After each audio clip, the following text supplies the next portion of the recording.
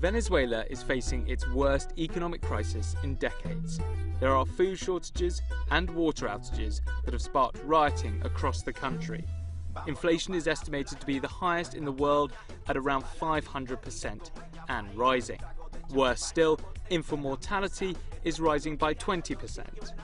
There are constant blackouts with reports that neurosurgeons are finishing operations with only the light from their smartphones. This is a far cry from a decade ago when Venezuela was the richest country in South America and its socialist leader, the swashbuckling former paratrooper Hugo Chavez, was determined to improve the lives of the country's poorest. And he had the money to do it, all because of one commodity, oil. But more specifically, the price of that oil. Venezuela has the world's largest proven oil reserves and is a major oil exporter. In fact, the black stuff accounts for 95% of its total export. So, throughout the 2000s, during the oil boom, Venezuela was in a strong financial position.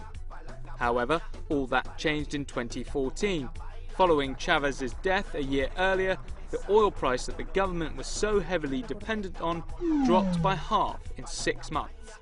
The decline in the price of oil is a well-known fact. So why then has Venezuela's economy seen such a violent and prolonged reaction while other oil-producing nations haven't? To answer that question, we have to go back to when Venezuela's problems really started, 2003. That year there was an oil workers' strike, brought about by opposition leaders in an attempt to overthrow Chavez's government. It meant the country stopped producing oil and therefore stopped making money. It was a critical time for Chavez. The country needed to keep importing, but it was facing a perfect storm. Not only a collapsing oil price, but also a collapsing currency versus the dollar. On the advice of the late Fidel Castro, Chavez decided to fix the exchange rate in order to keep the whole economy stable. Not only that, but he brought in a rule which meant that if you wanted dollars, you had to buy them from the government. And this is the moment where many argue Venezuela's economic time bomb started ticking, because Chavez's emergency economic plan is still in place today. But for years this wasn't a problem, as the price of oil continued to rise, filling the government's pockets. Jump forward to 2013 and El Comandante himself, Hugo Chavez, died. His former finance minister, Nicolas Maduro, became president, promising to keep Chavez's economic legacy alive. But a year later comes the dramatic drop in the price of oil. So new President Maduro went to OPEC to try and convince the other members to cut production, to help shore up prices, but they couldn't agree. For years, Chavez's legacy was all about offering subsidies to the poor. And in that time, Venezuela overspent their oil revenue. So, within the 6 months of the price drop, there was a huge shortage of dollars, essential for the country to function. Because of the shortage, the government refused to sell their dollars unless it was absolutely necessary. In order to keep providing subsidized gasoline and services in healthcare, housing and education, the government pegged the official exchange rate as 6 bolivars to $1. That led to a massive explosion in black market currency trading. Less dollars meant its currency black market value shot up. So now there's different prices in different markets, and many Venezuelans took advantage. So people would scam the government into selling them dollars at the official exchange rate, for a holiday to America for instance. But instead of going abroad, they would actually sell those dollars on the black market for a much higher price, making them a small fortune. Rather than accept currency market forces, the government kept its peg and continued to borrow and print more money. As a result, inflation soared.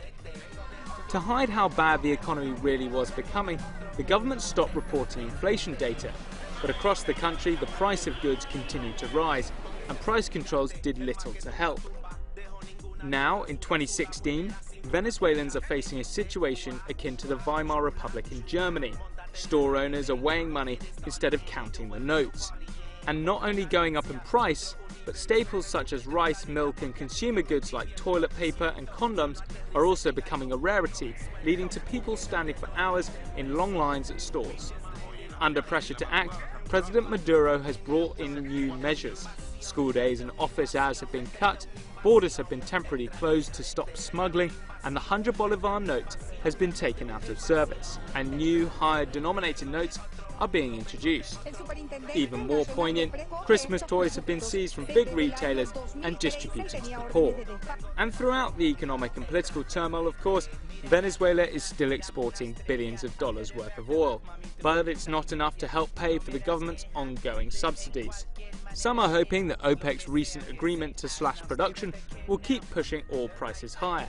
Enough at least to ward off the very worst of Venezuela's economic problems. But most analysts agree the country needs to diversify away from its reliance on a single commodity.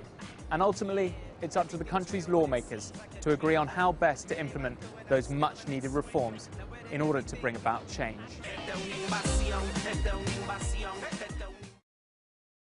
Still watching? Perfect. Click here to watch another great video from CNBC International. Oh, and don't forget to subscribe. Thanks for watching.